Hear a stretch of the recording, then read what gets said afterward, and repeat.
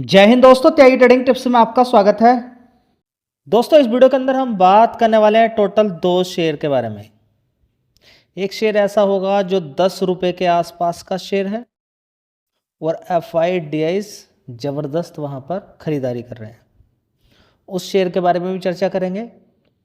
सबसे पहले हम यहां पर स्टार्ट करते हैं IDFC फर्स्ट बैंक, जो कि 90 रुपये से सस्ता शेयर है और गवर्नमेंट FIDIs बढ़िया होल्डिंग यहाँ पर बनाकर बैठे हुए हैं। सवाल उठता है कि और दूसरे बैंकों के अंदर इतनी बड़ी बड़ी तेज़ी बनी, इसके अंदर भी तेज़ी आगे बन सकती है क्या नहीं। देखिए, इसके लिए आपको खुद से अनुमान लगाना पड़ेगा कि आने वाले टाइम में तेज़ी बनेगी या नहीं बनेगी। अगर आपको लगता है कि मैं बताने वाला हूँ आपको कि ये शेयर 86 रुपये से 116 रुपये जाने वाला है, 150 रुपये जाने वाला है, तो पहले से ही क्लियर कर देता हूँ, इस चैनल पे कोई टारगेट खरीदने बेचने की राय नहीं दी जाती है। यहाँ पर आपको नॉलेज ज़रूर दी जाती है, उस नॉलेज के बेस पे आप आगे स्टेप ले सकते हैं। बड़ी हेल्प मिलेगी आपको खरीदने बेचने का डिसीजन लेने में, अगर आप ये पॉइंट खरीदने बेचने से पहले देख लें। कोई भी शेयर आप अगर खरीद रहे हैं, सबसे पहले देख लें कि उसके फंडामेंटल किस तरीके से काम कर रहे हैं। कभी सुजलोन का शेयर 3 रुपये का होता था, उस पर कर्ज ज़बरदस्त होता था, लेकिन धीरे धीरे कंपनी ने अपना कर्ज कम करना शुरू किया। लेकिन लोगों का ध्यान कहाँ है? लोगों को तो बस एक मालूम था कि ये शेयर बहुत ऊंचाई से नीचे गिरा हुआ है, इसलिए क्या हो गया, बेकार शेयर हो गया है। क्या हो गया? बेकार शेयर हो गया, इसको हम नहीं खरीदते हैं, इसको हम नहीं खरीदते हैं। ठीक है, मत खरीदिए। लेकिन वही 3 रुपये का शेयर सीधा सीधा भागकर कहाँ पर पहुँच जाता है? 85 रुपये के आसपास। अभी गिरा भी हुआ है, गिरावटें भी होती हैं, 85 से भी 46 रुपीज़ के आसपास है सुजलोन का शेयर। इसी तरह से IDFC फर्स्ट बैंक की अगर बात करते हैं, थोड़ी बहुत दिक्कतें परेशानी होती रहती हैं। शेयर के अंदर ज़बरदस्त गिरावट हो जाती है, लगभग 90 रुपये के आसपास शेयर होता है, वहाँ से गिरकर पहुँच जाता है, यहाँ पर आप देख सकते हैं 58 रुपीज़ के आसपास पहुँच जाता है। कितना? 58 रुपीज़ के आसपास। और वहाँ से इसके अंदर भी तेज़ी बनती है, 43% के रिटर्न बना के दे देता है। सबसे पहले स्टडी ना करना। दूसरा, अगर कोई छोटा मोटा फ्रॉड, बैंकों के अंदर फ्रॉड ही नज़र आते हैं ज़्यादातर, छोटे मोटे फ्रॉड या फिर प्रोविजनल का नीचे की तरफ ऊपर की तरफ हो जाना, कभी बढ़ना कभी घटना, NPA का कभी कम होना, प्रॉफिट का कभी ऊपर नीचे हो जाना, ये सारी चीज़ें चलती रहती हैं। गवर्नमेंट के कोई इंटरेस्ट को लेकर कोई रूल रेगुलेशन या किसी चीज़ को लेकर और रूल और रेगुलेशन आ जाना, ही चलता रहता है। लेकिन क्या इनकी वजह से बैंक ख़त्म हो जाते हैं? कितने सारे बैंकों ने इतना बढ़िया पैसा बना के दिया है जी। पहले तो देखिए, पहले के नियम कुछ अलग थे, अब के नियम कुछ अलग हैं। अगर हम देखें तो बैंकों की हालत काफ़ी सुधरी है पिछले काफ़ी समय से। अगर आप देखें तो जब से मर्जर हुआ है, बैंकों के अंदर आपको एकदम से ही फ्रॉड देखने को नहीं मिल रहा है। जहां पर भी कहीं फ्रॉड देखने को मिल रहा है, वहां पर एक चीज आपको देखने को मिलेगी। क्या? लोग वहां से पैसा निकालना शुरू कर देते हैं, फिर सरकार की रेस्पॉन्सिबिलिटी बन जाती है क्या करना है।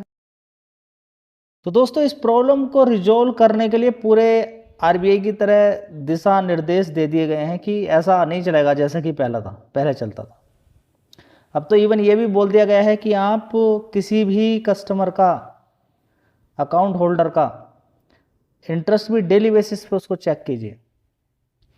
ठीक है, तो बहुत कुछ यहाँ पर देखने को मिल रहा है। तो हालात अभी बैंकों के सुधर रहे हैं, आप खुद से ही देख सकते हैं। सुधरने का मतलब क्या कि उनका प्रॉफिट बढ़ता हुआ नजर आ रहा है, NPA कम होता हुआ नजर आ रहा है, ये सुधरना होता है और क्या होता है। तो IDFC फर्स्ट बैंक की अगर हम यहाँ पर बात करते हैं तो बढ़िया 42% के रिटर्न शानदार नीचे से उसने दे दिए हैं। आप देखेंगे 5 साल का चार्ट पैटर्न, बीच में देखिए तेजी से गिरावट, 30 रुपये से सीधा सीधा यहाँ पर। कहने के लिए आप बोलेंगे कि पिछले 5 साल में 107% के रिटर्न, या फिर मैक्सिमम चार्ट पैटर्न में अगर आप खोल के देखेंगे तो आप कहेंगे कि सिर्फ 22% के ही रिटर्न बने हैं। लेकिन इस शेयर को जिसने बड़े गौर से देखा है और बड़ी गिरावटों पे ख़रीदा है, उसका पैसा बना है। या फिर किसी ने SIP की हो। देख लीजिए, जब भी कभी बड़ी बड़ी गिरावटें हुई हैं उसके बाद बड़े बड़े शानदार तेज़ी बनी है इस शेयर के अंदर। तो एक लाइन में तो पैसा इसने नहीं दिया है, लेकिन बड़ी बड़ी गिरावटों के बाद जो इसके अंदर तेज़ी बनी है उसमें अच्छा पैसा बना है। मार्केट कैप 63,000 करोड़ का है। कितना? 63,000 करोड़ का मार्केट कैप है। चलिए देख लेते हैं कि फंडामेंटल के अंदर क्या सुधार देखने को मिला है। एक साल पहले 9,600 करोड़ का रेवेन्यू आता था, उसके बाद 9,900 करोड़, उसके बाद 10,400 करोड़, उसके बाद 10,500 करोड़, अभी देखेंगे 11,051 करोड़। इस तरीके से रेवेन्यू के अंदर लगातार तेजी है।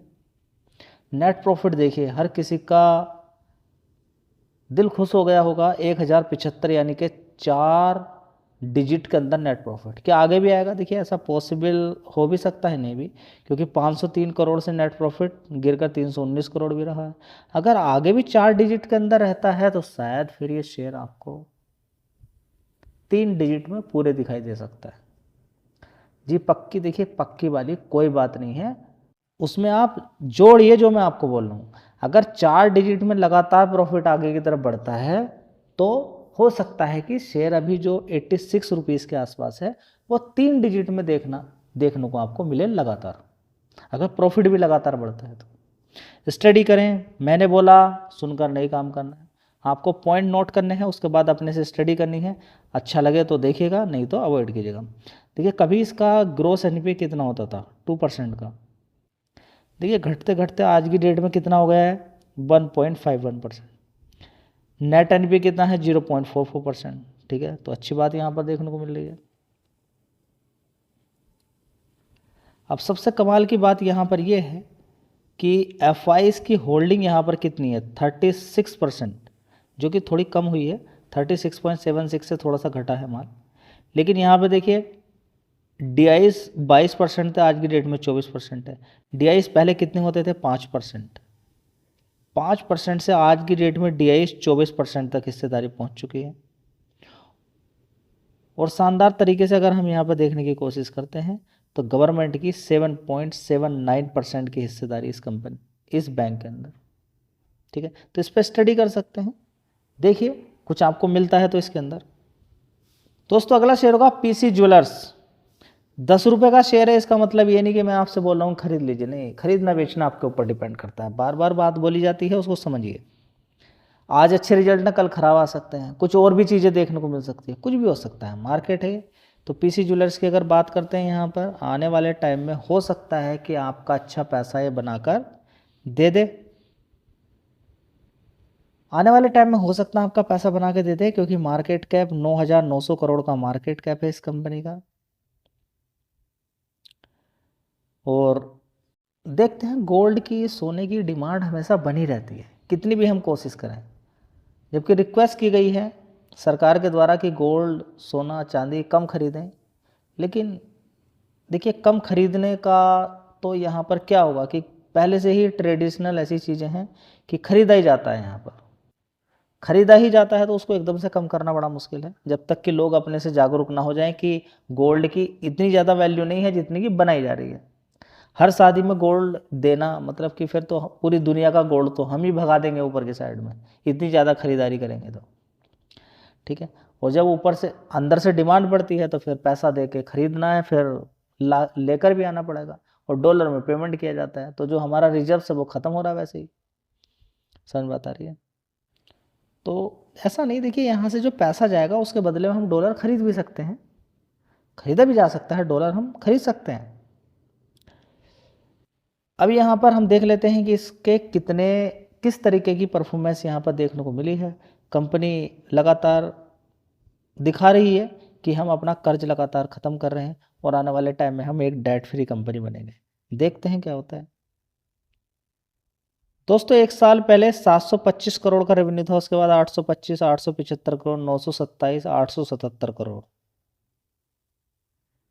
ठीक है, अगर डेट फ्री है तो फिर यहाँ से ऊपर की साइड में और ज़्यादा रेवेन्यू आने वाले टाइम में बढ़ना चाहिए। डिमांड बढ़ेगी तो सारी चीज़ें देखने को मिलेगी। ऑपरेटिंग प्रॉफिट 127 से 178, 202, 164, 242 करोड़, बढ़िया परफॉर्मेंस दिखाई है जून क्वार्टर में। नेट प्रॉफिट भी यहाँ पर आप देख सकते हैं 222 करोड़ का दिखाया है। उससे पहले 153, 190, 210, 162 करोड़ था। तो शानदार परफॉर्मेंस यहाँ पर दिखाई गई है। यहाँ पर भी आप देखेंगे कुछ समय ऐसा होता है जब शादी का सीजन होता है तो उस समय बहुत ज़्यादा बिक्री होती है गोल्ड की, ठीक है। तो कर्ज यहाँ पर कम करने की कोशिश की जा रही है, ख़त्म करने की कोशिश की जा रही है। आगे देखेंगे कि कितना कर्ज, ये कितनी जल्दी अपना कर्ज ख़त्म कर पाते हैं। देखिए कभी कभी बोलती है कंपनी लेकिन बढ़ा देती है बाद में, तो ये भी चीज़ें आपको ध्यान रखनी चाहिए। चलिए हम आ जाते हैं अपने मेन पॉइंट पर कि यहाँ पर सबसे पहले देखेंगे FIDIS की होल्डिंग कितनी थी। FIs 0.84%, DIs 1.49%। देख लीजिए 1.5% DIs हैं और आधा % लगभग FIs हैं। तो FIs यहाँ पर कितने हो गए, आधा % से 12%। और DIs यहाँ पर देखिए 7% तक होल्डिंग थी, अभी तो 4% है। लेकिन FIs यहाँ पर खरीद रहे हैं, अगर ये बेच रहे हैं तो ये खरीद रहे हैं जी। पब्लिक भी तो इतनी ज़्यादा है, किसी शेयर के अंदर पब्लिक का इतना ज़्यादा पार्टिसिपेशन होना मतलब कि हाँ, लेकिन यहाँ पर पब्लिक भी है, DIs भी हैं, FIs भी हैं।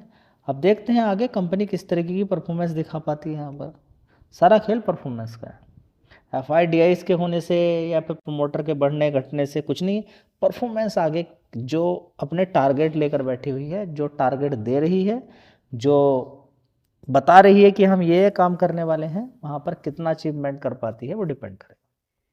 ये कुछ इन्फॉर्मेशन थी, इन्फॉर्मेशन मतलब इन्फॉर्मेशन, खरीदने बेचने की राय इस चैनल पे नहीं दी जाती है।